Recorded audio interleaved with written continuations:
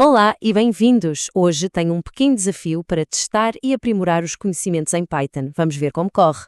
A ideia é muito simples, ok? Vou mostrar um trecho de código e o desafio é prever o que vai acontecer, qual vai ser o resultado.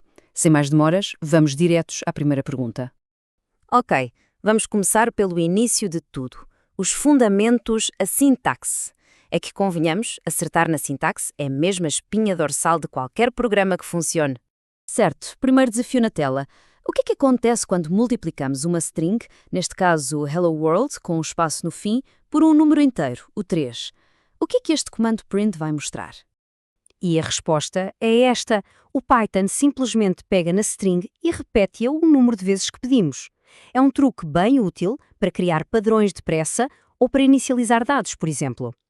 Agora, vamos a uma daquelas rasteiras clássicas, principalmente para quem está a começar. Estamos a tentar atribuir o número 10 a uma variável chamada if. A pergunta é: isto vai funcionar? Pois, a resposta é um rotundo não. E a razão é super importante de perceber. A palavra if é o que chamamos de uma palavra-chave, ou keyword. É reservada pela linguagem, neste caso para as estruturas condicionais. Tentar usá-la para outra coisa, como um nome de variável, dá logo um erro de sintaxe. É mesmo uma regra básica. Muito bem, passamos agora para o controle do fluxo.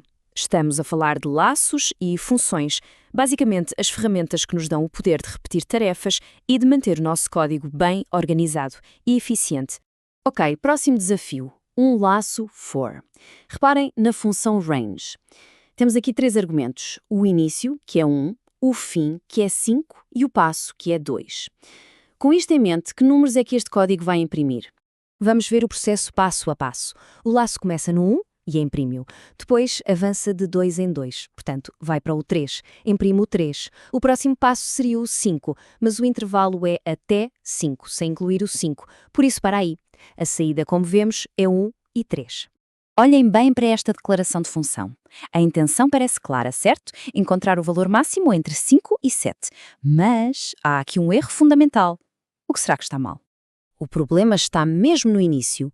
Falta a palavra-chave def. Em Python é regra. Todas, mas todas as definições de função têm de começar com def. Sem isso, o interpretador olha para o código e, bem, não faz a mínima ideia que estamos a tentar criar uma função. Certo, vamos mudar de assunto e explorar como o Python lida com coleções de dados. Vamos falar de listas, conjuntos e tuplas. À primeira vista podem parecer todos iguais, mas as diferenças entre eles são cruciais. Neste desafio temos uma lista de idades. Reparem que há ali uns quantos valores repetidos, como o 5 e o 10. A questão é, se pegarmos nesta lista e a convertermos num conjunto, um set, o que é que vamos obter? E cá está. Vejam só o que aconteceu.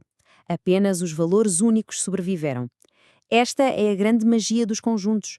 Eles só guardam elementos únicos. As duplicatas desaparecem automaticamente. E um pormenor importante. A ordem original dos elementos não é garantida. Próximo teste na calha. Criamos uma tupla com x, y e z. E logo a seguir tentamos adicionar um novo elemento, o w, usando o método add. O que é que vai acontecer quando este código for executado? Pois bem, o resultado é um erro. E a razão por trás disto é um conceito super importante em programação: a imutabilidade. As tuplas, ao contrário das listas, são imutáveis. O que é que isto quer dizer?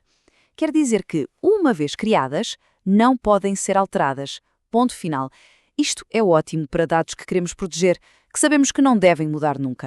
Esta tabela resume tudo de forma bem clara.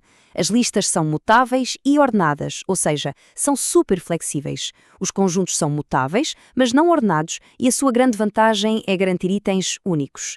E as tuplas são imutáveis e ordenadas, autênticos cofres fortes para os nossos dados. A escolha entre um e outro depende sempre, mas sempre, daquilo que precisamos de fazer. E chegamos à nossa sessão final. Agora vamos mergulhar um pouco na programação orientada a objetos, olhando para dois conceitos fundamentais: classes e herança.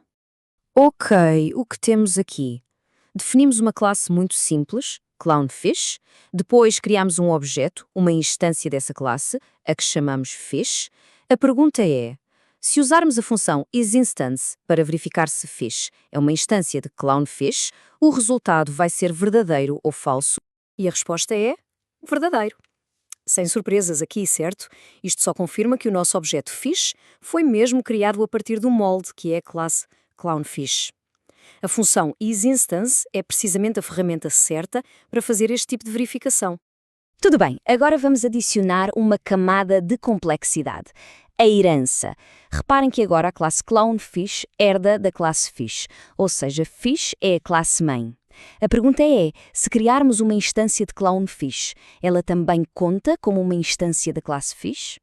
A resposta, mais uma vez, é verdadeiro. E isto ilustra perfeitamente a lógica da herança. Como clownfish é uma especialização de fish, ou seja, é uma subclasse, então qualquer objeto clownfish é, por definição, também um fish. É a famosa relação do tipo, é um. Um peixe-palhaço é um peixe. Então, para recapitular o que vimos neste pequeno desafio. Primeiro, a sintaxe é fundamental e tem regras bem estritas. Segundo, as estruturas de dados não são todas iguais. É preciso escolher a ferramenta certa para o trabalho. Terceiro, o controle de fluxo, com os laços e funções, é o que nos dá poder sobre a lógica do programa. E, por fim, a herança cria estas relações de E1, organizando o nosso código de forma hierárquica e lógica. E para terminar, fica uma pergunta para reflexão. Qual destas regras de trânsito do Python foi a mais surpreendente? E mais importante ainda, de que forma é que a compreensão destas regras pode mudar a maneira como se escreve código daqui para a frente? Fica a reflexão. Obrigado por terem acompanhado